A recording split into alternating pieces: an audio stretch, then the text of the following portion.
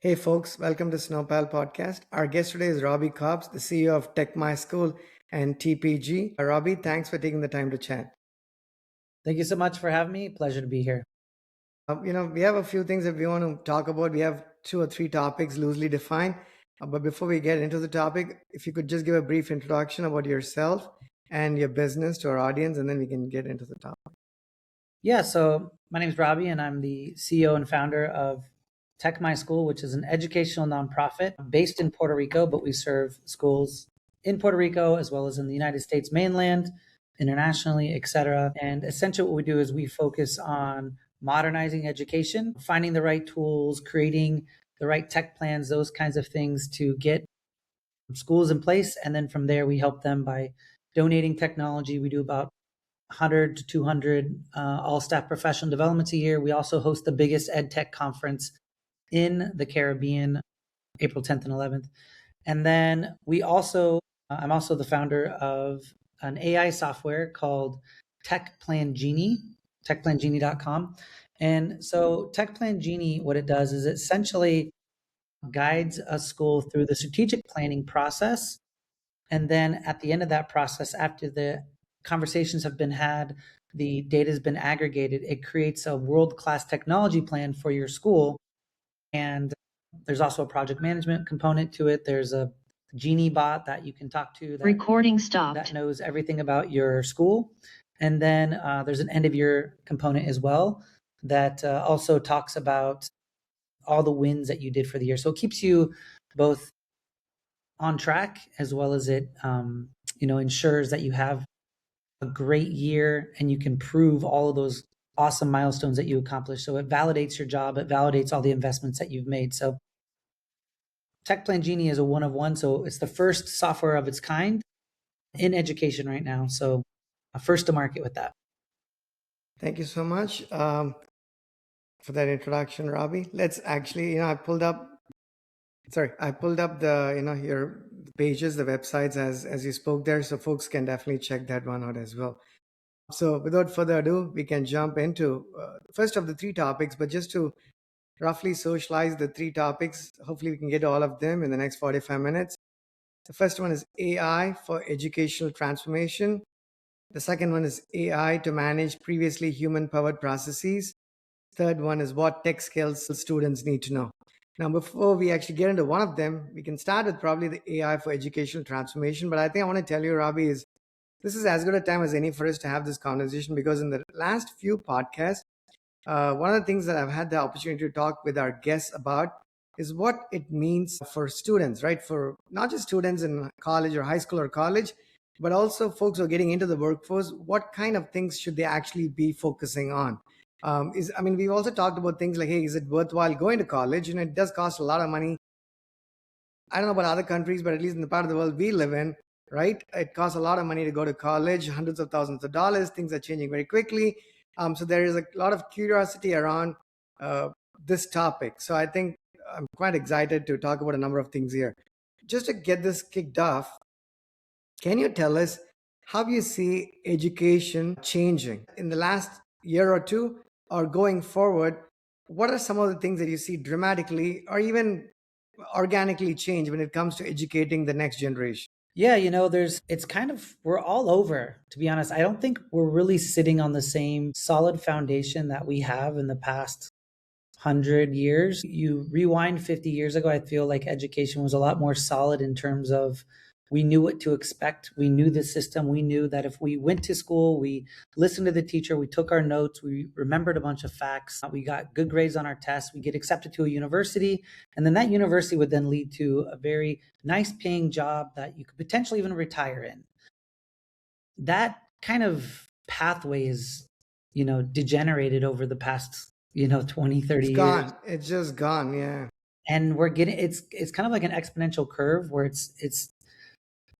I have two boys of my own. They're in upper primary and lower middle school, and I'm even at a loss to like, how do I prepare these guys for the future? I'm in education. I've been in education my whole career, and I'm just wondering, like, man, what do we do? So I think at least what we can see in the classrooms and those kinds of things, there was a reluctancy for teachers to adopt technology leading up to the pandemic. So my role in education, I was a teacher, then I became what was called a tech integrator.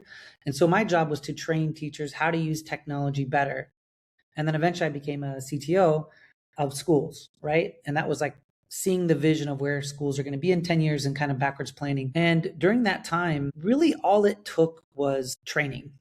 Like you had to find the tools and you had to train the teachers. And so administration teams had to, give teachers time for training and then time to practice these little tools, earn micro credentials and badges and things like that to feel confident to then facilitate to the kids. And that was a big word, is facilitate, facilitate. You want to be a facilitator rather than a sage on stage.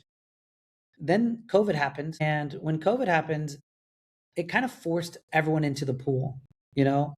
Everything's online, school's happening online. So everyone's got to pick up a computer and learn all these tools. So there was a learning curve. And I think teachers got it for the most part. It took them a little bit, but eventually they kind of got used to a few platforms they really liked. The word or the acronym LMS was very popular, Learning Management System, or SIS. So teachers were learning these kind of complex platforms and facilitating learning to students. And, they did a pretty good job of it, I would say. But then when COVID ended and schools came back into session, there was this kind of this retreat back to the old ways of kind of the teacher being the center of the universe, knowing all these facts, having kids copy things off the boards, rote memorization on Bloom's taxonomy, on the lower rungs of Bloom's taxonomy. Then ChatGPT was released to the world. And when ChatGPT came out, it radically transformed the way teachers had to think about what they're asking students to do in their classroom. Because if you're a professor and you're having students write a 5-page paper on Socrates or something, before the kids would have to go to your lessons, take diligent notes, study the book, read a bunch of stuff, write, revise, all that great stuff. And then if the teacher wasn't cognizant of ChatGPT, a kid could literally just party all night and then right before class, go on ChatGPT, type in, upload the rubric, and voila, you write in a decent prompt, you're going to get an A paper. And so at TechMySchool, we had to go in and train professors on how to rethink what they're asking students to do. So again, AI kind of pushed teachers back into the pool of the technology pool of needing to rethink what's going on in the classroom and what they're asking students to do. But of course, as soon as students kind of caught on to this and teachers caught on to this, there's just kind of been this tug of war between what's real, what's not real, what are my students doing, what are my students knowing, et cetera. And so there's been this kind of backlash with educators using GPT and mostly being fearful of it, not really understanding how AI plays a role in the informational and AI economy 10 years from now or 5 years from now. And so they're still kind of stuck in this like old pathway of success. And now they're just kind of having to deal with this AI thing. Like we have to navigate around it like a boulder on the road. But the road still is, getting that degree and going into work for some company, when really it's like the boulder's the new road, right? It's this kind of unknown. And then you also have studies coming out of Sweden and, MIT, Harvard, other places where they're looking at how technology has impacted education as a whole in terms of like cognition, obviously on the standardized tests, those kinds of things, those metrics that we've used to track students over the past, 60 years. And they've noticed that this generation is the first generation to be actually scored lower than their parents did. So this is the first generation to do worse. And so the culprit is this AI kind of economy or this AI education, this ChatGPT ed tech. They're blaming ed tech. We need to go back to the classics. We need to go back to rote memorization so kids can learn and be, face to face. And, there's a lot to be said about soft skills and working with a team and thinking collaboratively and cognitively and those kinds of things. Parents are also very dubious about, screen time in general, because when they're at home, a lot of parents are like, here's a screen, it's your babysitter. But when you're at school, I don't want you doing tech, because in their mind, they think technology is watching YouTube or, playing around, or maybe they just don't want them to be on a screen at all. They want them to be interacting and moving around because there's so much screen time happening at home. So there's a counterculture to that. Now, what are we seeing in schools? We're seeing kind of like just this unstable foundation where you see a massive spike in homeschooling with kids joining pods and doing that kind of thing. You're seeing alternative schools like Alpha School where kids are doing AI based learning where there's not really a teacher. It's just the software that's kind of teaching the kids. And then for the rest of the day, they're doing kind of passion projects, entrepreneurial projects, those kinds of things.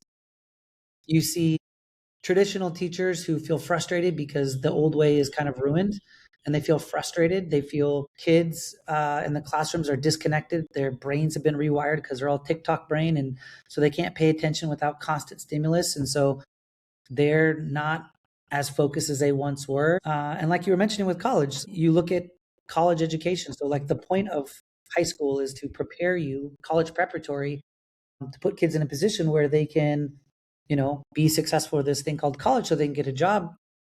25% of kids graduating from college don't have a job right now, or whatever that statistic was. So it's like you're paying all this money for something that doesn't result in getting what you thought it would. And even if you are getting a job, are they really that much more high paying? Obviously there are certain fields like medicine and some sciences and things like that I think will always require to some degree a university track.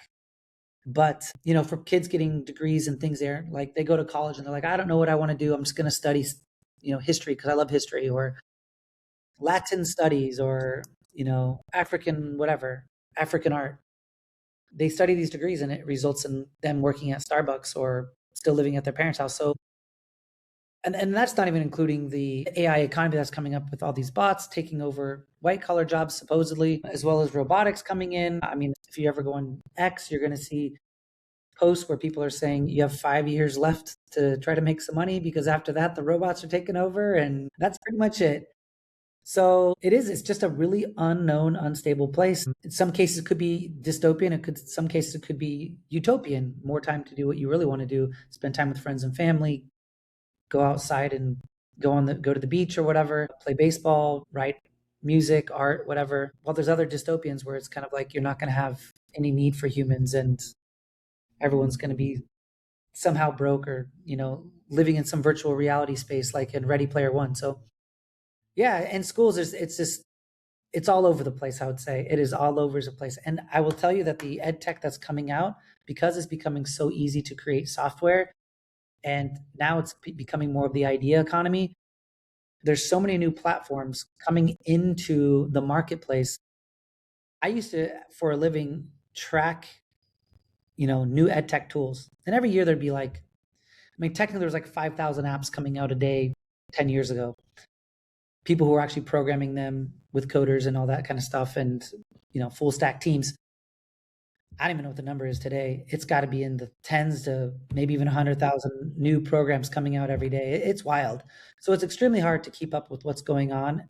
There's a lot of copycat. And now when I go into these conferences, educator conference, companies that had nothing to do with AI are all now AI-based companies.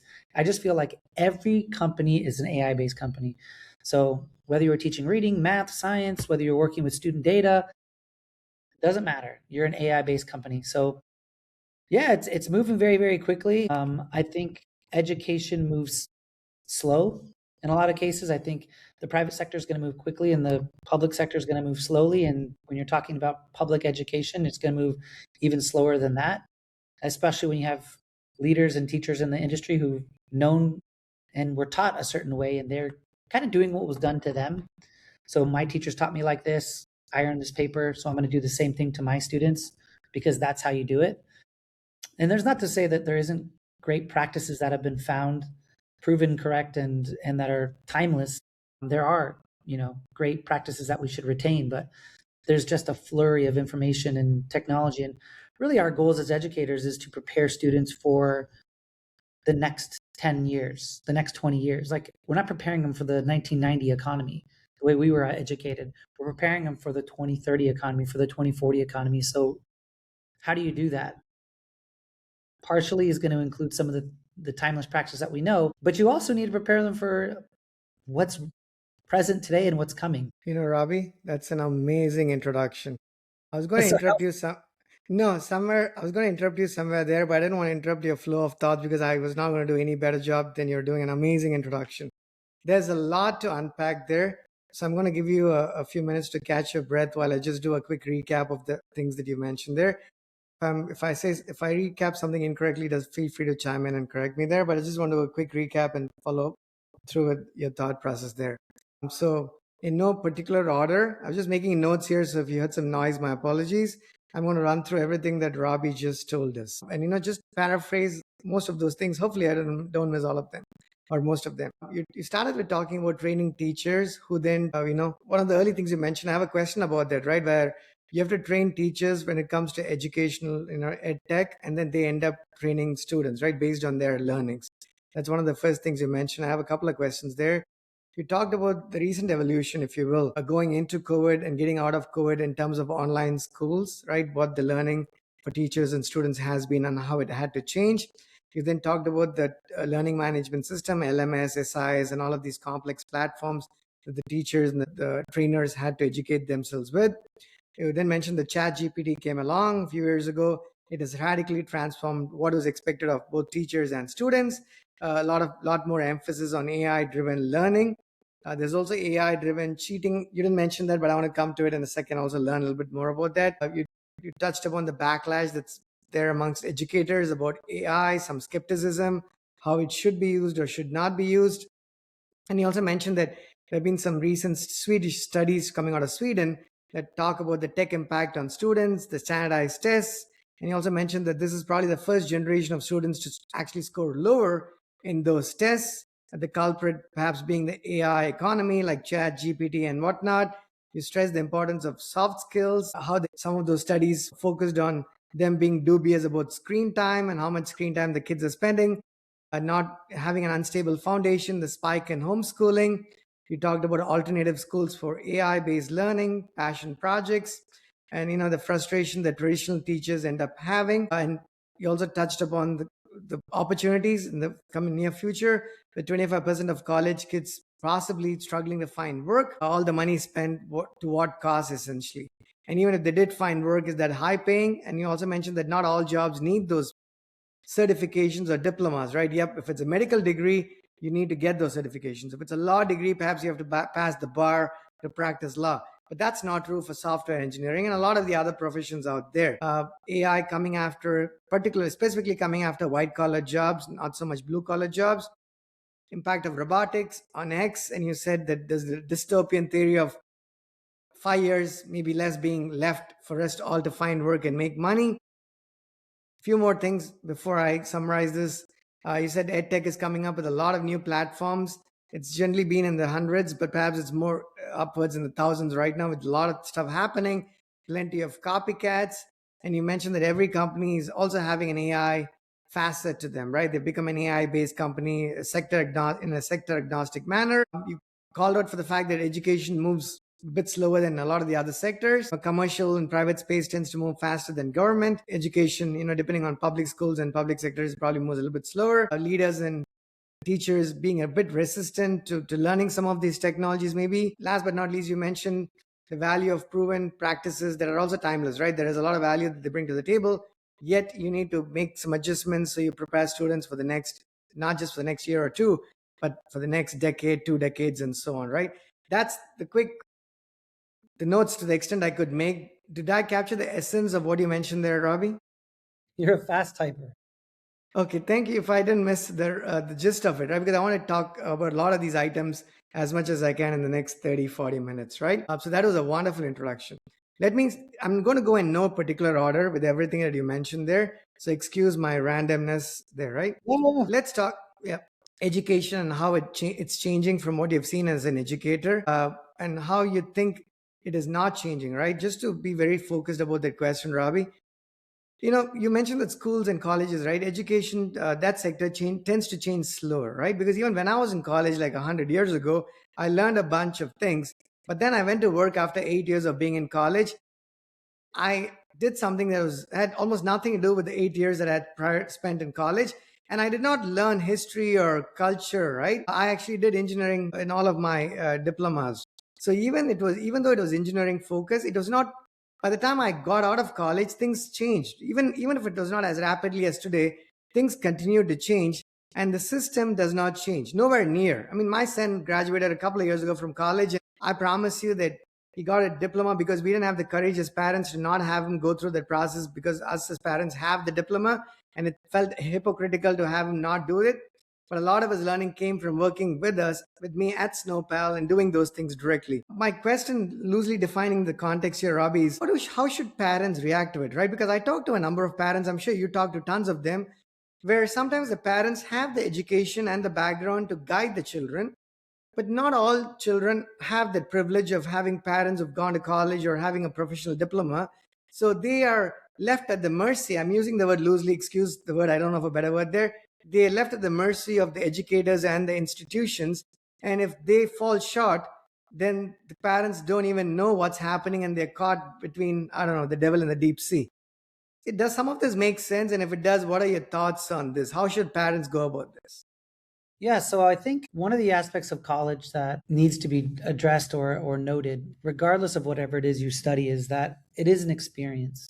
So when you go to a college, they are going to sort you based off your test scores, based off of your aptitude. So it's going to be the first time in your life where you're going to be around a group of people who are roughly exactly your IQ level, with roughly your interests and roughly in the same time, in the same continuum you are. Because when you're in a regular public school or even a private school, it ranges greatly in terms of the top student to the bottom student, right? So when you're in a university, you're in this cohort of other kids your age, and it's an experience in itself. So you're going to learn how to be an adult kind of collectively together. You're going to get a dorm room or an apartment for the first time. You're not going to live with your parents, or maybe you live with your parents but you have a job. And especially when you go away from like, I went away for college. So I'm from San Diego, California, studied in Hawaii. So you meet these people that you never would have met from different parts of the world. You're all out of the house for the first time. You're experiencing just life without the parent looking over your shoulder, going into your room every night, checking on you if you did your homework, telling you to wake up in the morning. All those things that parents do to nurture and try our best to help our kids be successful. This is the first time they're on their own. So there is something to be said about the experience of college. University doesn't always have to be looked at as something that's like, what financial gains do I get out of it? Because there is this thing called life that we're living. And so you can go through college, study philosophy, really enjoy the professors, really enjoy the experience, the college football games, the parties, the studying, the friendships, the networks that you make, because again, you're meeting all these different people. And especially if you get accepted to like an Ivy League school, you're getting a network of elite kids from around the world. And then a lot of times you may even drop out after the first or second year because you just met such a great team of, enthusiastic learners who are just, entrepreneurial in spirit, or they want to take over the world. And you just think of this idea together in the dorm room late at night. And the next thing you know, you're Mark Zuckerberg, you're the guy Evan from Snapchat, or all these kids who get in college is where they make these, transformative companies. So you don't necessarily have to have that big outcome to enjoy it. I guess you could say there is something to be said about the experience of going to college. But if you're talking about, if you were to gamble or you were to bet, what are the chances that you get a high paying job coming out of college after going through a 4-year degree costing you $400,000 and you studied, Chicano studies or something? It's pretty low. It's pretty low. So you just have to be really mindful of what you're doing and what your goals are before going in. So if I'm talking to a parent and I'm like, tell me about your son or daughter, what do they need to grow as a person? Do they need to be thrown into a situation where they just need to keep studying super hard and doing engineering, and they just need to grind to make that money because the family doesn't have any money, and they're just, they need to get out of poverty, let's say. So they're just going to grind their way out. Or there could be a family where they're like, money really isn't the issue.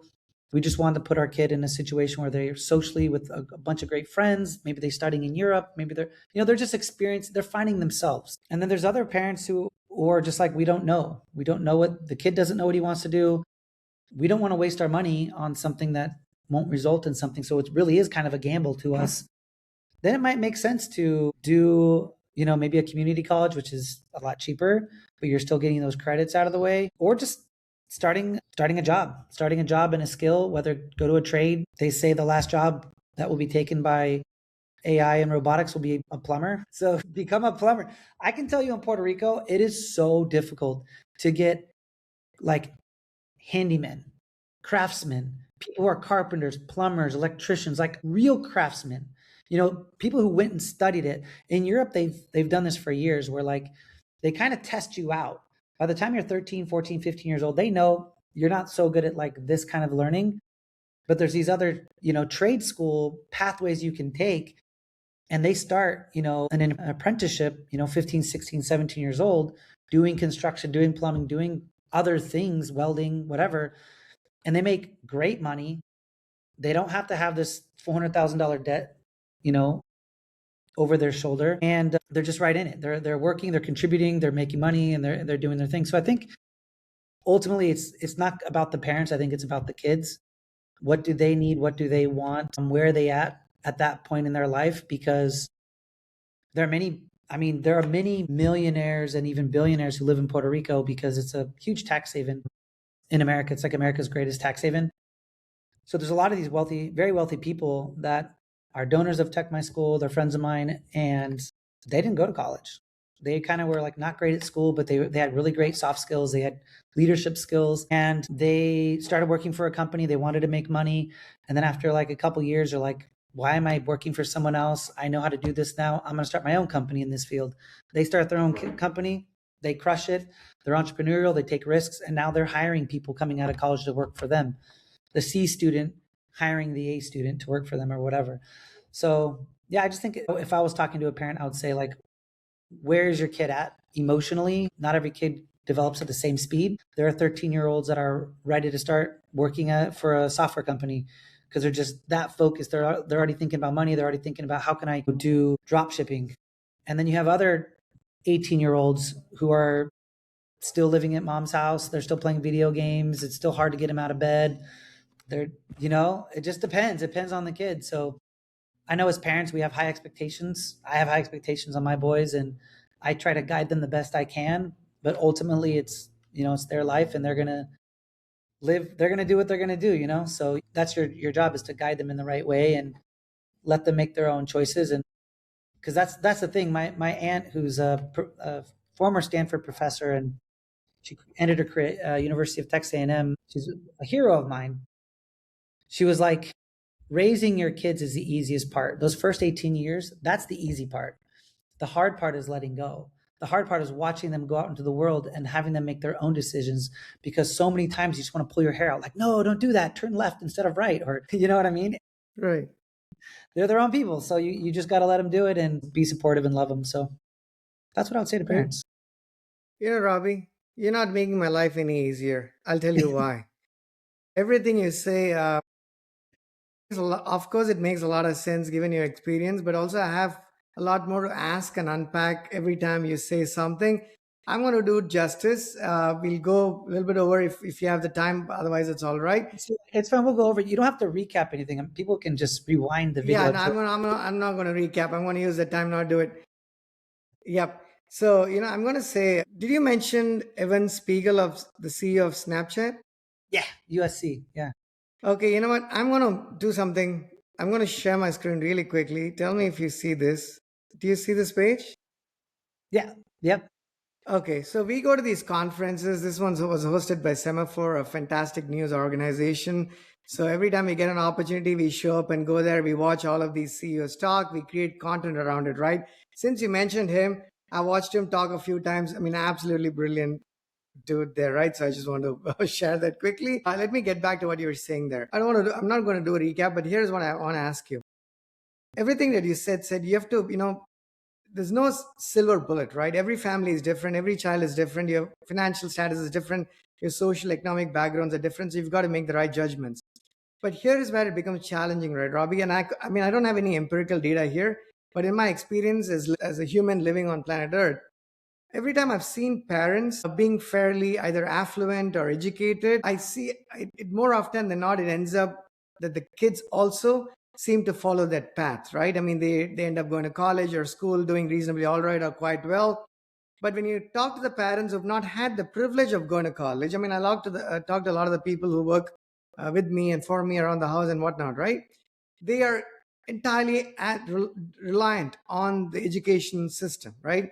They don't know any better, unfortunately, to guide the children to say, hey, you know what?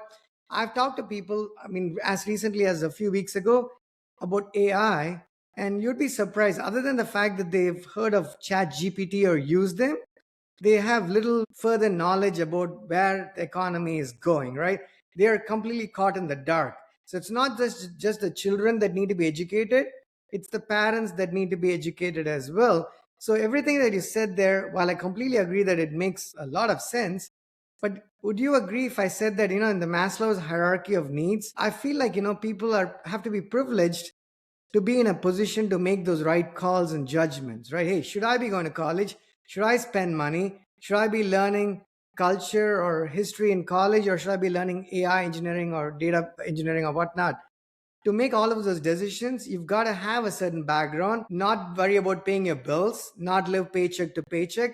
That's not how the world is, right? I mean, that's not even how America is, right? We are supposed to be one of the wealthiest countries in the world. I'm even speaking to people I happen to know or run into.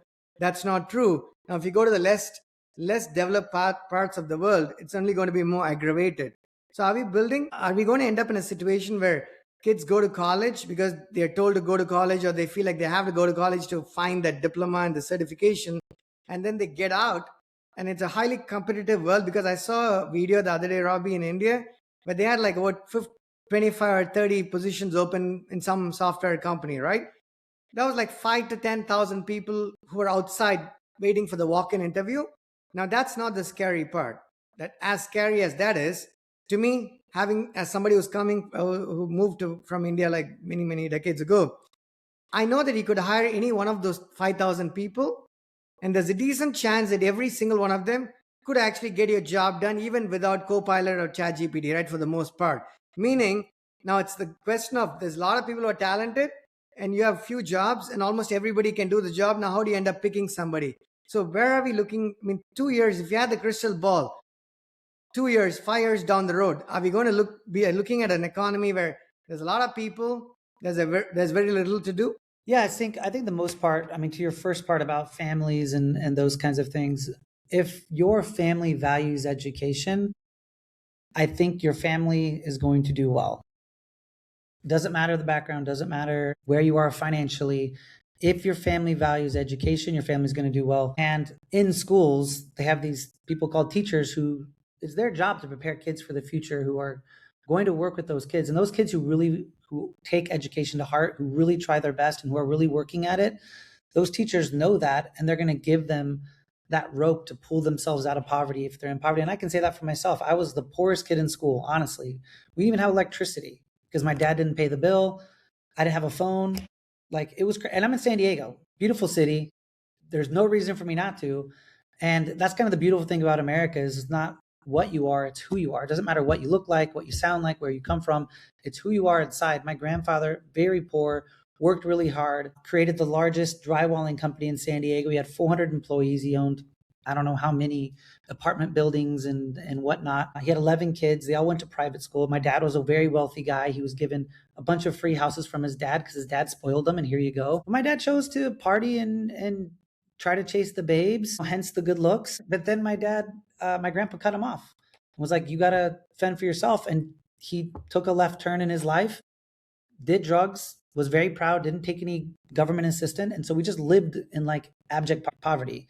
So I was very poor, but I valued education. I had people in my family who were educators as well. And I just pulled myself out and I was successful. My sister, same thing. We were both same house, very poor. She worked really hard, cared about education. She's a pharmaceutical director for a major farm company. So I believe education is the way, whether you're wealthy or poor. Those cultures, those families that value education, they can do very well. I think even in the United States, this might even be a bit controversial, but for the people who come to the United States from another country who work hard and value education, they do very well. They even outperform Americans who have start at a far better place, more money, more experience, language, all those kinds of things, and they end up far lower because they just don't have that same desire to learn or that same push for education. So that's kind of the first part of your question. Now, the second part of it, you were asking about what do we do with the economy and what are people going to have a job in 2 years? I would say this: as we continue to go on this rapid growth of AI, robotics, and white collar type jobs being expedited, the classic phrase is those AI is not going to take your job. Those who know how to use it will. Now, for those 5,000 or 10,000 people that are looking for 50 positions for a computer science degree that they took 4 years to get or whatever, and for 20 years they were told this is what you need to study. Well, guess what? AI can do it now. So you got to be flexible, you got to be nimble, you got to be ready to go. What I would do is they would need to think more entrepreneurial, and I'd be like, okay, what's hot right now? We've got OpenClaw. OpenClaw creates AI agents. How many small businesses are out there that would love to have something like OpenClaw working for them, employees working 24/7, producing, finding, researching, whatever? I would tell those kids, take OpenClaw, learn how to use it. You're a programmer. It should be pretty much no brainer for you. Go to these small businesses. They could be an air conditioning business, plumbing business, a bike shop, and say, hey, would you like me to teach you how to do OpenClaw and set it up for you? I'll set up OpenClaw for you. I'll set all this up. It'll give you all these benefits, and I'll charge you $1,000 to do it. If you do that 10 times in a month, you're at 10,000 a month. You're making way more than you'd ever make if you were an employee. So I think you just have to be a little bit more creative in what you're doing. I'm not saying that everyone in the world is going to be creating OpenClaw. I'm just saying that's kind of hot right now. So that's an opportunity. But as AI takes over more and more of these jobs, I would look at to what sort of value do people get or need. So my example, my computer can do a lot of things for me. My Claude agents can do a lot of things for me, and AI can write an essay for me and all that stuff. You know what my computer can't do? It can't take me out on the beach and teach me how to scuba dive. You know what I mean? So you might have to, or an experience, like start a comedy show. Like I got to rent this place to do comedy. People have more time on their hands. They want to go see the arts. They want to do more in-person things. Hey, come to the comedy show, blah, blah, blah. Now I've started this comedy club, pickleball. It's just got to be a little bit more experiential. You got to think outside the box. You just can't wait for a job anymore, I would say. I You know mean, what, you can try to get a job, but I'm just saying that, like, don't be scared to try to start your own thing. And that might Robbie? be scary for some No, people. I I think you hit the nail in the head, right? That's something that I've heard from a lot of the people recently. I'll just reiterate what you said there and add a couple of more things to it, right? I think it was a Replit CEO, if I'm not wrong, who said recently that if you have a job that requires you to sit in front of a machine, there's a good chance AI is going to be able to do what you're doing, right? And that's one of the last things you said there, right? If you're teaching scuba diving, if you're having interactions with humans, perhaps AI is not going to come after those jobs immediately, right? Not in the near term, at least, not as fast as it's coming after these other jobs. But the conundrum there is the jobs that required that you sat in front of machines and the longer you had to sit in front of them typically tended to pay a lot more than the ones that did not require that you sat in front of those machines. So you're in a sort of a you have to pick between the two, right? Again, the devil in the deep sea as to which one works best for you. I want to mention that, and also call out for the fact that I mentioned the jobs and people say looking for work and number of people, right? Now, if I'm not wrong, Indian Americans as a community, Robbie, they're probably one of the wealthiest communities in the US, right? And Number one, right, one of the things that at least the way we typically, at least if my experience is to serve as any president, which I think it does for a lot of the people at least show up in America, there is a lot of emphasis on education. Now, sure, it's a good thing, right? That is a good thing. And I say that with a slight bit of reluctance, because while I do believe in that, otherwise I wouldn't have been in college for 8 long years. I've not had my share of regrets where I thought to myself, wasn't 4 years not good enough? Wasn't 3 years in college not good enough? If the experience like that you mentioned earlier is what I wanted to get or I was after, I could have picked the easiest of diplomas. I did English. I could do a lot of work on my accent, just spend 3 years improving my accent there, and then do something else for a living. But that doesn't happen.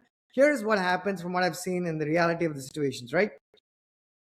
We're never given a choice, and I'm speaking to people like me who come from India. It might be true for other people as well. You're given three choices. I was given three choices. Hey, do you want to study medicine, or do you want to study engineering or law, or one of these three diplomas, right?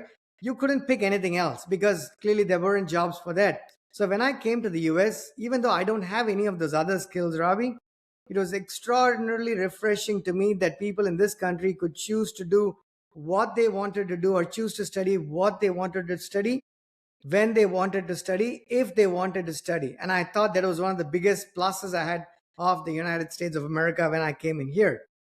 Fast forward 3 decades of me living here, I can hardly tell the difference in the mindsets between growing up in India and actually living here in Northern Virginia because it's quite the same. Every kid is under pressure from what I've seen to go to school, go to the top best high school in the country, go to college. The top 30 schools are not, 50 schools are not good enough.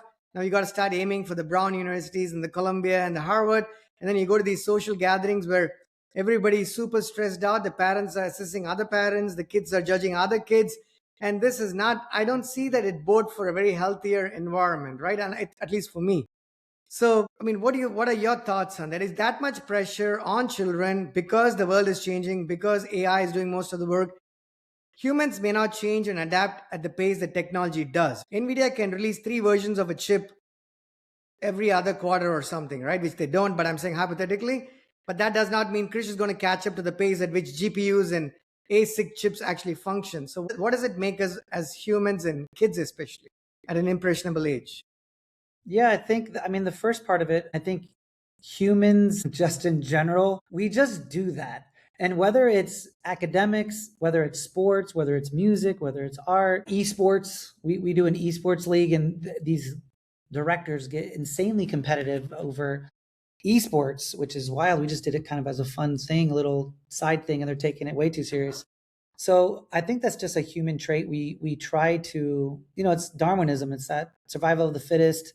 I'm not sure if that's going to go away in terms of just wanting to be the best and trying to. School has kind of been a sorting mechanism, honor roll, all those National Honor Society, all that kind of stuff.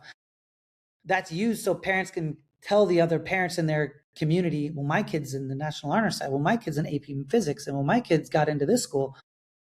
I don't think that's going to go away. I just think that's how humans are, for right or for wrong. There are some community of parents, and it sounds like you're in a good community of parents if they're all trying to compete to put their kids in the best situation. Because there are other groups where it is not like that at all. They're kind of like, it's sports or it's music. There's some parent groups that do drugs with their kids. They're like, yeah, my son's my best friend. We get drunk every day after school.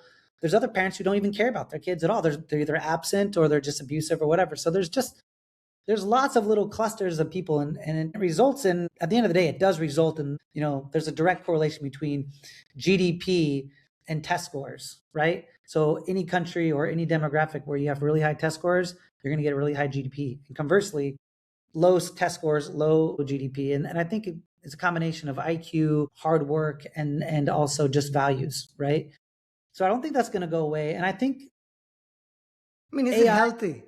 I mean, my question is it healthy? I mean, someone, yeah. No, probably not. It's probably not healthy, but there are tons of families out there that have a really healthy balance. Their kids get a 3.2 GPA. They play second base for the high school baseball team. They're just the face in a crowd.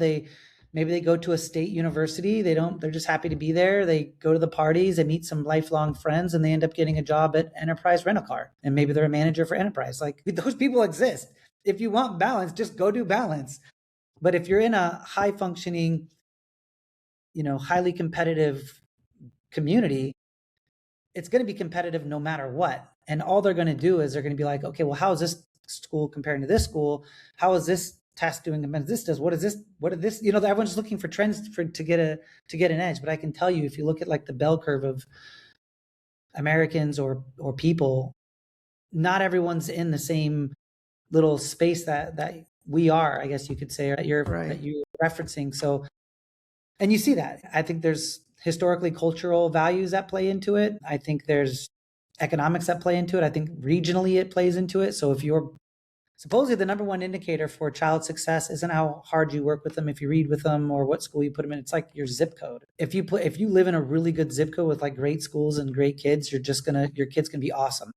And if you live in a bad zip code where the schools aren't great and their kids don't value education, it's probably not going to go well for them.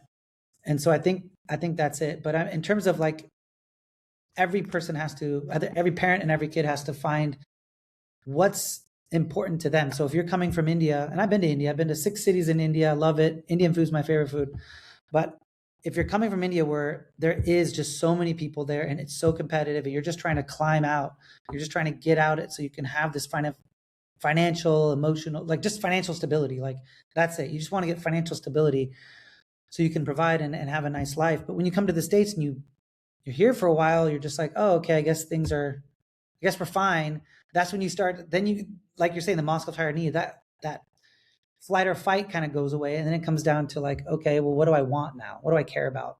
And and it's the same thing. It's not the first generation of people who become rich usually come from a poor or hard, difficult background. And they work like hell to get to to make some money, and they give a better life to their kid. And that kid never experienced that hardship that the parent did. And then the parent tells the kid, hey, I grew up tough. You got to be tough too. But the kid can kind of conceptualize it, but they can't conceptualize it.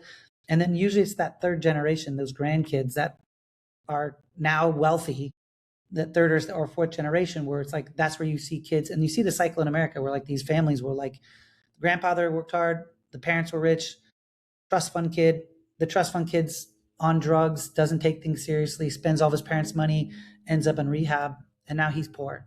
And now his kids are the poor one. And now that poor kid has to fight their way out. And it's just cyclical. There are some families who are smart, who are able to create trust and really educate themselves and say, hey, in our family, we value education, financial literacy, entrepreneurship. There's a certain code, there's a family name that we're proud of and that we're going to stick with. But it takes intentional deliverance to do that. If you're simply, just putting your kid in the system and saying go, they're gonna get lost in the sauce. They're going to hang out with their friends and chase pleasure. And I don't need to work hard. We live in a nice house. I'm always going to go on these these awesome vacations, and have all this great stuff that my parents provided. And then when they are in charge of the business or of their own financials, they realize, this is actually a lot harder. No, So makes sense. So we have to wrap up. Do we have about another 10 minutes, Robby, before we wrap up? take your time. Yeah, no Yep. worries. So a couple of things I want to add there, right? Great points there. What I want to ask is, let's say even before the advent of AI, let's say at Snowpal, we are a product company. We have a few different products, and when we did hire people, or when we do hire people, we haven't necessarily looked for these fancy college diplomas, right? And that's coming from somebody who has generally spent a lot of time in college, and most of the team has a diploma, but that's not something we've gone after, right? We're like, yeah, if you have it, great. If not, it doesn't matter to us. And there are other companies, not just startups, mid-sized and larger companies that do that. But where it gets tricky is if Robby and Krish go to the table for an interview at Meta, for instance, hypothetically, let's say both of us have the same sort of credentials, meaning in terms of being able to solve that engineering problem, the software problem. With a lot of the filtering tools, Robby, if Krish did not go to college and Robby did go to college, a better college or college at all, you're going to get selected and you're going to go through those automation processes, the initial steps, where Krish is going to be left behind. So it's almost like you have to go to college not to appease anybody else, but to appease the filters. And the more AI that comes into in the filtering process, the more of those types of things you need to do, except that we don't exactly know, right? It's almost like the YouTube algorithms changing all the time, or the Instagram algorithms changing, where the influencer or the creator is suddenly, who had millions of views, is getting like 10,000 views. So we're all at the mercy, one more time, of these tech companies. I say this as a tech company ourselves, but that is the truth though, right? So how do we, again, one more time, you have to make these pick and choices, but can we then say that the typical path of going to school, middle school, high school, and college, and picking up a diploma and graduating and looking for work, that's like a stupid thing to do anymore? Because you've got to ask yourself a very sensible question every step of the way as to what do you want to be able to do? What does the market need? It's almost like the Japanese ikaga, if I'm not wrong, the diagram, right? What are you good at and what the world is actually willing to pay you for? Because if that disconnect continues to exist, and here is why I say that. One more time, as one of the wealthiest nations in the world, the most powerful nation in the world, we are still not void of disparity, right? The top 1% of America owns more than the bottom 99%. The top 0.1% of that 1% owns more than the other, 99.9% of the top 1%. So there is disparity all over the place and phenomenal, scary amounts of disparity, to the point that I read the other day that Elon Musk alone is actually wealthier than the bottom 53% of all Americans or something along those lines. So we're not talking about disparity in developing nations. We're not talking about disparity in poor countries, right? We're talking disparity lock, stock, and barrel in the US, for instance. So if you have to give a few pieces of advice, right? Not to the people who have the privilege of having parents who've gone to college or, live in these neighborhoods and zip codes that you do mention. Let's say someone who's watching this podcast or listening to it happens to be not one of them, or happens to be one of them who's actually hoping to help the other side of the spectrum. What might you suggest? I mean, am I now supposed to only go to college to learn AI, maybe engineering of some kind? But if I have an interest in arts and music and English and literature and culture, I should just not worry about going to college. So we create a very monolithic society of professionals and quote unquote white collared workers, where the rest of the arts worlds cease to exist, and then we end up living in a boring planet. Yeah, so a couple of things there. I'll start first with the hiring process because I hire people all the time. And, when you're hiring someone to your company, it's an unknown. It's like in sports, you draft a player and they look good in college and you're like, that guy looks fast or looks like he can catch. So we're going to draft him because he did good in college and he has his record. And you're taking an educated guess, right? You're taking an educated guess. So if you have two candidates coming to you, one who went to college, one who didn't, you're obviously going to talk to them. You're going to say, hey, we see that your aptitude is there. If there's a candidate who didn't go to college, I would ask them why. And I think the way they answered the why would be it'd be very interesting to see why they didn't do it. And I guess you could be looking for those kind of check marks of, well, I thought it was, I did the analysis and I realized it was a scam. I could get the skills that I needed without doing that in 6 months time instead of 4 years, taking all these other classes that I could just study myself. I then wanted to get in the market earlier so I can make more money. So there's certain things that there's a maturity level that you can look for in a candidate where you're like, he's actually more of like a leader. I like that candidate more than this other one that's more like a follower. I just went to school because my mom said I had to and I had good grades and I'm very complicit. But that's the thing though, you have to look at what is the position asking for. Is your position asking for someone to be complicit? Do you want someone who's complicit? Then you might want to go with that culture because not everyone can be a leader and an entrepreneur. Entrepreneurs need tons of followers to do the work. And so really these degrees were simply a showcase that you could stick your mind to something, because there are times in college where it gets frustrating, it gets monotonous, it gets challenging. You can have a bad teacher, your girlfriend breaks up with you, financial issues, whatever it is. It's showing to your future employer that you can start something and finish it. And you'll spend 4 years doing. You can stay 4 years committed. Where this other person you're hiring who has the aptitude skills and seems like he's an out of the box thinker, he might work for you for 3 months. You invest all this money and time hiring him and training him. And he's like, thanks. And they leave for the next better opportunity. You know what I mean? So again, it just depends on that hiring process of what you're, kind of looking for. And then when it comes down to the college itself, really, I think it comes down to like, yes, if you have someone from, University of Arizona, and then you have another person who went to Stanford, obviously Stanford has a higher, I guess you could say, ranking for computer. It's more difficult to get into Stanford. So you can be like, this is just a badge. And so this is something that I can tell my shareholders or whoever I'm selling my product to, we have these Stanford grads, we only hire from Stanford, whatever. Or I think there's just a better chance this person has a higher IQ because, Arizona State, you can get in there with 3.2. Stanford, you have to be exceptional. Sure, they both learn computer science, but I know how difficult it is and what it requires to get into these schools. Because if you're going to get into an Ivy League school, like you're saying, in these communities, not just in Northern Virginia, they're all across the world. I worked in schools literally in Asia, in the Middle East, in Europe, in Africa, across the US. Everyone's trying to get into these Ivy League schools.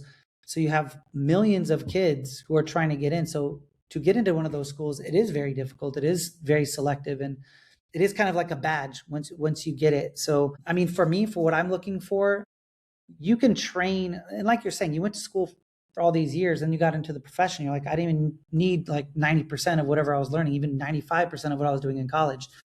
Again, I think what it's doing is building character and showcasing that you can stick to something more so than anything else. But soft skills are so important. So hiring people who have great soft skills, who can work with other people within a team, who can take direction, who can take initiative, who show up on time, who take accountability, who know how to take constructive criticism, all these different things that are super, super important. I think, a combination, you could give them just a flat out IQ test. When I do my hiring, I give an IQ test. Whoever scores the highest on the IQ, that's the first person I'm going to hire. You could do something linear like that, not even by university at all, if you're just looking for someone with that high IQ level. But I think soft skills, team players, and then are they going to be loyal to your company? I think those can be all very, very important things. And then in terms of what kids are studying, I mean, look at Palantir, look at Peter Thiel. I mean, he studied philosophy, right? And he built that network at Yale. And through that network, he then was able, one of his buddies called him up and was just like, hey, we want to start this thing called, Palantir or whatever. We have this idea. We know you're a great thinker. Come on board. So again, there's that network component that you can't replicate outside of being in that university and working. Like when your kid works super, super hard, late nights, all that stuff, he gets accepted to Yale and he's there and he's meeting all these people. A majority of those people are going to be either successful or very successful people. And so having them in your Rolodex is, your net worth with your network, right? So if you have a great network, you're probably gonna have a great net worth.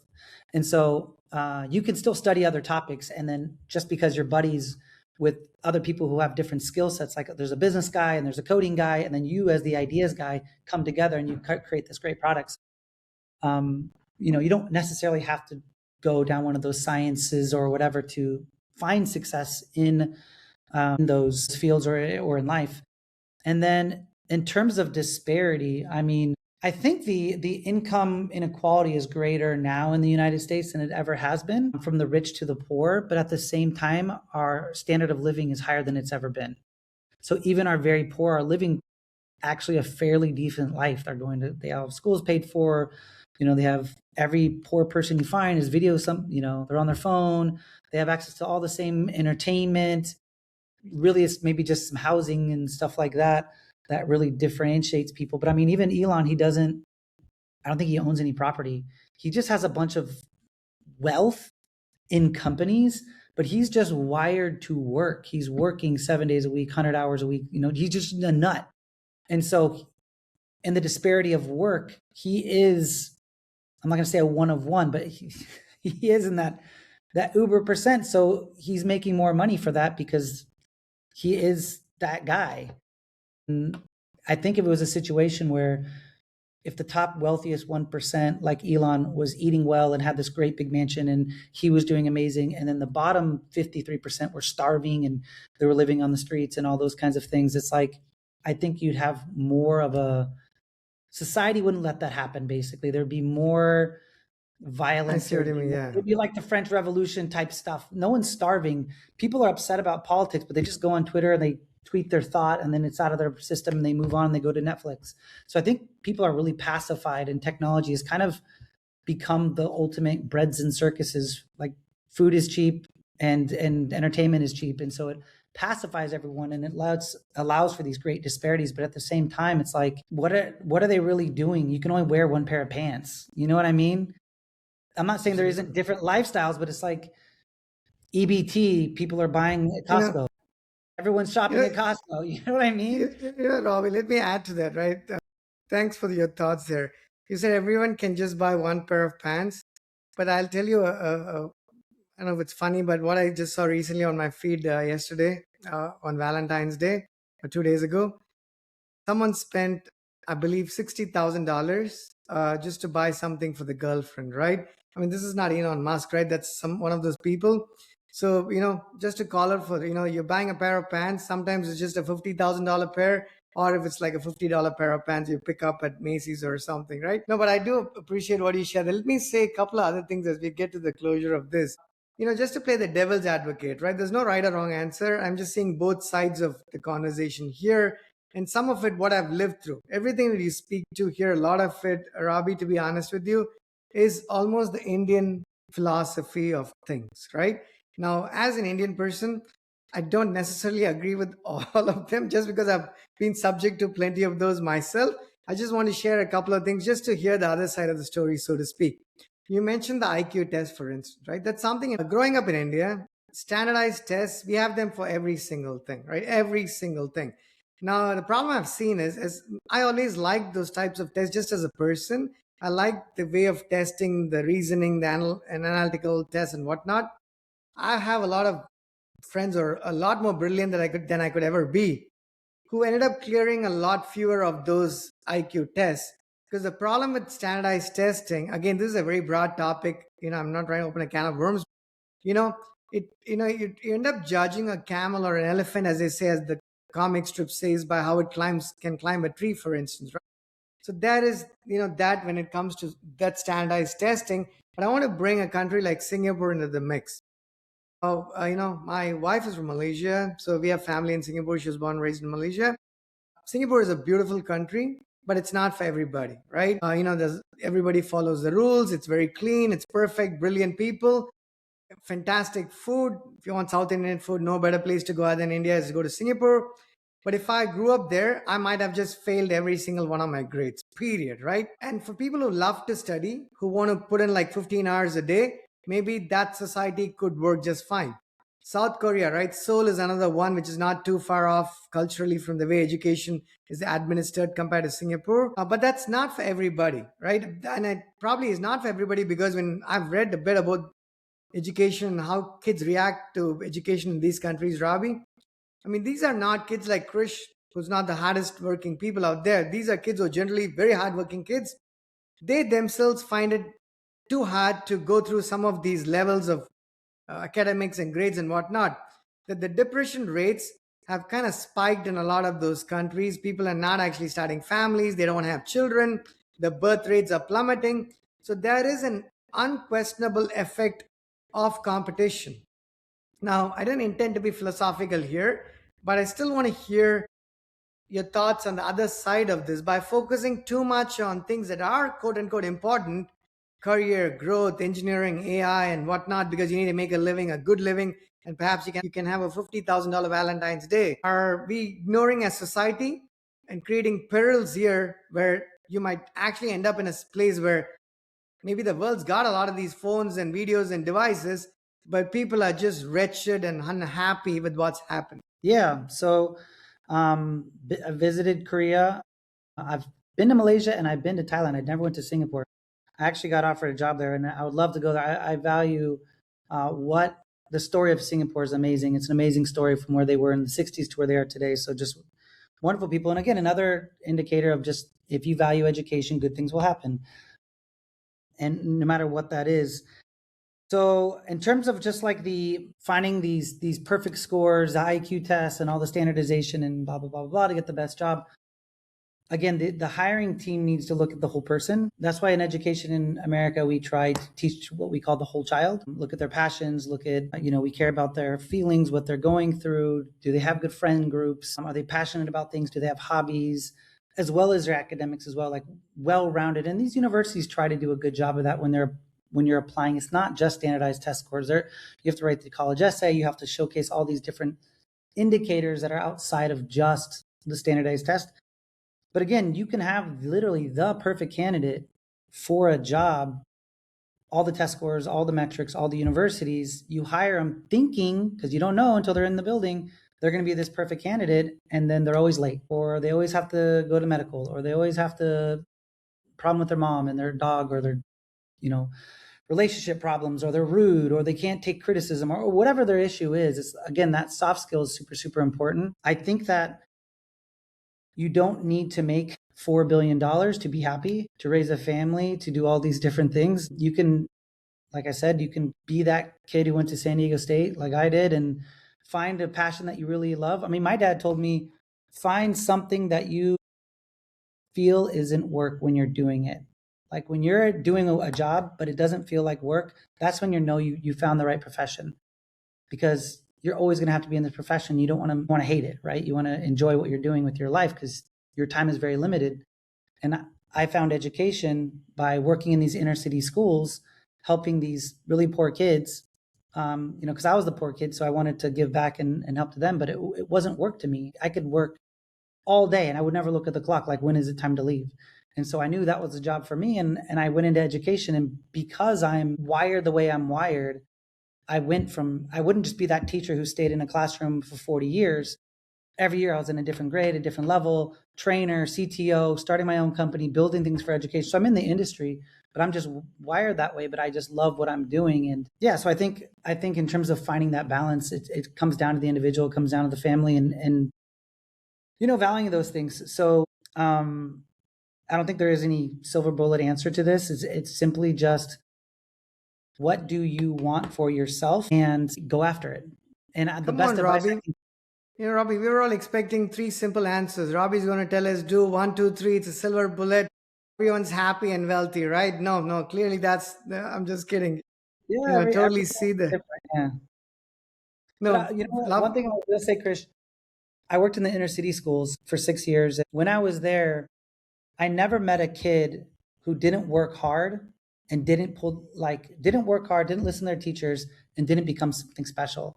So it's those kids who like get influenced by friends like school's stupid, let's just go out and play basketball, let's go do drugs, whatever, or their parents saying school's not for you. It's a system, designed to keep you down, so don't even try.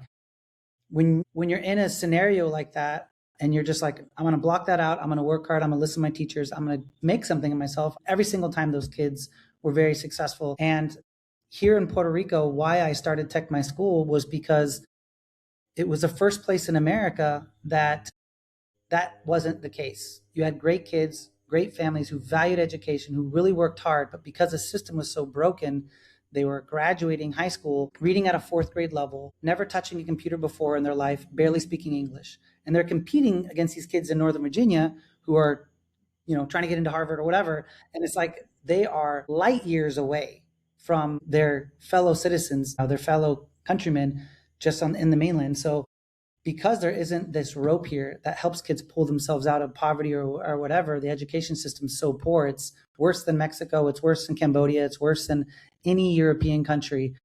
And it's, like I said, 4 to 5 grade levels below mainland US. It's so bad here. I felt compelled to do something about it because I was always, like I said, I owe such a great debt to school in general, because that's where I went to find solace, to find a place where adults cared about me and where I had a chance to make it. And I've just been to so many countries where it doesn't matter how hard you work. If you don't have the right last name, you're not from the right tribe, you're not the right religion, you're the wrong gender, you'll never make it, no matter how hard you work. And so I appreciate that so much about America, is that if you come into the States, you work hard, you'll make it. You will make it because you're going to find a way. We're an entrepreneurial country, and you'll figure it out. You'll become whatever it is you want to become. One of my roommates is from Kenya. He has the thickest accent you've ever heard. Worked hard in school, got a degree from OU, petroleum engineering. He's making triple figures. He's got a great life, beautiful daughter, the whole thing.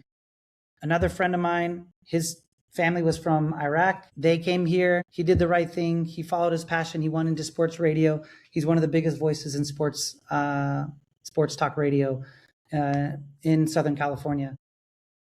And these are immigrants. These are people who just came to the country. And then I have people like my brother. I have multiple brothers, but I have another brother, didn't take it seriously, did drugs, just whatever, party, kind of took the path my dad took. He's a total loser. And he is a loser because he decided he would rather play video games, play guitar, smoke weed, not work hard, not listen to the teachers, because he wanted to chase pleasure. And he chased pleasure and, fun until adulthood. And then now he's in trouble because he just didn't work hard. So America is what it is, what you want it to be. And I think that's true for any kid. If No, you work well hard, said, you make Robby. it. Yeah. As we come to the end of the podcast, my next question to you is about the border. I'm just kidding. I'm just kidding.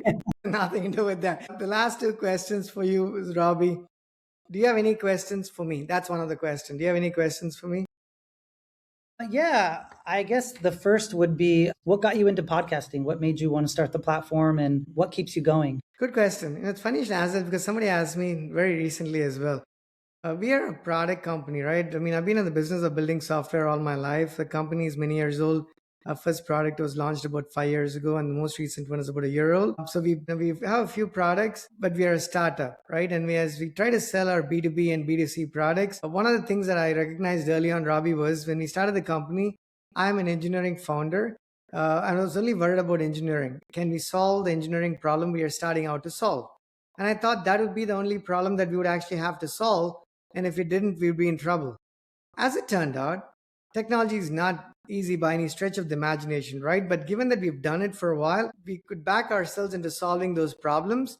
So, yeah, we run into technical and technology problems all the time, but that's not where we get stuck. Everything else that we didn't even think was supposed to be could be a problem or a skill that was required ended up being more important than engineering in itself. Sales, for instance, right? None of us have a clue or had a clue. We are hopefully a little bit better now, right? I mean, you can't have the best product in the house and somebody breaks through your door to steal the product, right? That's just not how it works. And we learned it the hard way, and we're still continuing to learn. So, of all the things we do, I showed you the video of the Snapchat CEO because we take time to go create content. Now, is that something I learned in school or college? Not really, right? Life has a way of teaching you, right? You've got to do what you got to do. You can rely on formal ways of learning. That's why almost everything that I've learned in the last so many years has not had anything to do with the first 23 years of my life, which was learning. Sure, I learned, I went, I networked, maybe had some fun along the way, but that's the truth of life, and that's what makes me more skeptical about the formal process of learning. So we try to create content. Podcasting is one of the things that someone told me about a year and a half ago. Chris, you like to talk. You've been doing all of these podcasts solo, where you're sharing your engineering learnings and other learnings and mistakes you're making as a company so other people could benefit from it. Perhaps you might enjoy a guest on the podcast. So he was the first one recommended, perhaps sent one to the podcast, and I liked it so much. I'm like, you know what? I actually want to do this as well. So, of all the things we do, of course, this is a free podcast, right? So, we don't monetize through the podcast, but the learnings that we've had through the podcast by talking to distinguished guests such as yourself, Robby, along the way from almost all facets in all parts of the world, predominantly the US and Europe. But we've had people from down under and South Asia and Africa as well. Few, but some people. It's opened my eyes further into the challenges that everybody is running into, and the fact that people are willing to have a chat about it, share their experiences and conversations. And I think for somebody who's following our podcast, watching it or hearing it, this is learning. That's how I see it, right? I mean, you can't go to school to hear Robby Cobbs. I mean, I'm sure you can possibly to TechMySchool, but I'm saying otherwise, you're not going to schools to find these people. So the hope is you get, I mean, I talked to somebody who's running a data center, talked to somebody who told a lot about the new data centers that are coming up and how you could build these cheaper ones. I could read a number of papers and articles about it, but hearing it from the horse's mouth of somebody who's running one is unparalleled, for instance, right? So learning from you about TechMySchool and education and EdTech and Puerto Rico and your thought process is something you could not put dollar value to, right? We're all trying to do something that we can keeps our lives going, but that was the idea. Uh, Whether I've achieved it, I don't know, but at least that's the intent, or at least hopefully it's in the right place. I would say it's very interesting you said that. So the first thing when you're thinking, you're reflecting on your schooling years, you're like, why did I spend so much time in school? Here's a couple of things that it gave for you. Number one, it taught you how to work hard. So you had to work hard in college. And so you're just getting that, those repetitions of working hard, following a boss or the teacher and learning and those kinds of things. So it instilled in within you this work ethic, which now translates to whatever else you're doing in your life that makes you successful. The second thing is it taught you how to learn. So learning how to learn is a very important skill. So by learning all these different things, there's no way we can predict what's going to be the newest, coolest thing 10 years from now. But because you know how to learn and you have that work ethic built inside of you, those kind of foundational skills are transferable when you're talking about these new things that you didn't technically learn in college, because there's tons of stuff that I didn't learn in college, but I learned now. But because I had gone through those difficult times when I was younger, getting my degree, my master's, all that kind of thing, that have now transitioned into what I'm doing today. And then lastly, I would say that there's this long-standing Harvard study of like, how do you find successful people? Like, what is the trait? What are the indicators? What are the trends or whatever? And it kind of got synthesized down into one thing. It wasn't wealth, where you come from. It wasn't IQ. It wasn't, how many friends you had or how funny you were or whatever. As funny as it was, it came down to, did you give your kids chores at a young age? If you gave your kids chores to do at a young age, that was like the number one indicator for future success. And that kind of plays into what I'm talking about, is like instilling those values and those skills of, hardship, working hard, overcoming things, accomplishment, setting goals, all those different things. They're just so transferable.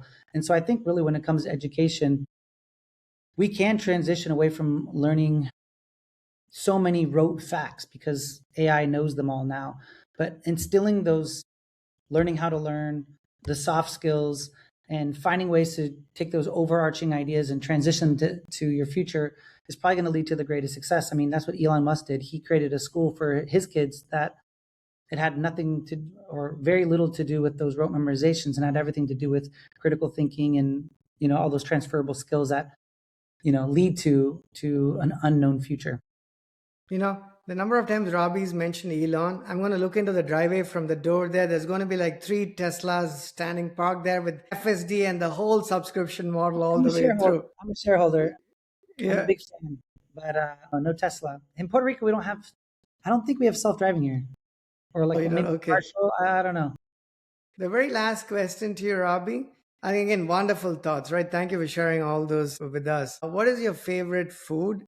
Like, what's this one dish? You got to name only one. What would that be? And you may have to explain that just so our audience knows it. It's not very simple. So I'm not just saying this because you're from there, but Indian is my favorite food. I didn't know that until I went to India. My wife, when I was first dating her in 2008, we saw this, we were living in Kazakhstan at the time, and we saw this commercial for India. Incredible India. And so we're like, oh, let's go there. I like the way that you moved your head. You're going to be given an honorary Indian citizenship just because you did that. And so we did the experience. We did the Golden Triangle. We went to Mumbai, Goa, all that. And when I was on the plane, I was asking people, I'm like, what do I eat here? What's food is good in India? I don't know what kind of food you have here. And the guy's like, oh, you got to try butter chicken. Butter chicken's the best. And so I was envisioning like a piece of chicken breast with butter on the top. I'm like, why would someone eat that? And then, so now I've become, in my family, my kids, everyone, we're kind of Indian food snobs. So we can go to restaurants and just by like smell and just by looking at the curry, we know if it's good or not, almost just because of the color, the texture, those kinds of things. So when we come, we'll sit down. I'm gonna give you not just one food, we're giving the whole order. Because I don't even look at the menu. I just know what I want. I just talk to the waiter. I don't even look. Come down. I'm gonna get gobi manchuri for a starter. Then we're going to do, for the main course, we're going to do palak paneer with, of course, butter chicken. And then we'll do like a Rogan Josh or something like that. And of course, I have to have my basmati rice and the masala chai. And then for doing dessert, I think you guys do, I'm not really big on the Indian desserts. I think you guys do like the sticky rice and mango or something like that. Or no, that's Thailand, I think. I forget the Thai, or maybe it's like this pudding or something. I forget. The Thai desserts are not my favorite, but I didn't really care about the desserts. Indian food, my favorite food. Thank you very much. Thank you very much, Robby. A lot of what you mentioned is fantastic cuisine. I come from the southern part of India, so our food is very, very completely different, but I do know everything that you just mentioned there. Again, just by way of introduction, folks, this is Robby Cobbs, the CEO of TechMySchool and TPG. I thoroughly enjoyed all of my learnings along the way here, Robby. Any closing comments to our audience before we call it done? And once we call it done, if you could just stay on the call for a minute or two, I would appreciate that. So any closing comments? Yeah, if you'd like to learn more about TechMySchool, go to techmyschool.org. We're a 501c3 educational nonprofit. We're serving America's most underserved schools. So if you have old computers, used computers, if your children's teacher want the best ed tech conference in the Caribbean, send them down our way. We also do some service learning projects where we have kids from like kind of wealthy private schools come to Puerto Rico, and we give them those service learning hours, and they get to experience kind of what the other side looks like, instill that kind of value of like, appreciation of what they have and versus what they could be potentially having. We do a lot of things. And then if you're listening and you're an educator, or you want your kid's school to have a better vision or roadmap for technology, Tech Plan Genie will get you there. We can come into your school. We can help your school develop a world-class tech plan to prepare kids for this unknown future in 2035, 2045. We've served schools across the world, United States, East Coast, West Coast, and obviously here in Puerto Rico. So yeah, and then follow us on Instagram, TechMySchool on Instagram. You can see all the work that we do. Lovely. We'll include the links to your LinkedIn profile and to the companies, the websites that you just mentioned there. Thank you so much, Robby. Really appreciate you sharing your thoughts with us here. Thanks for having me.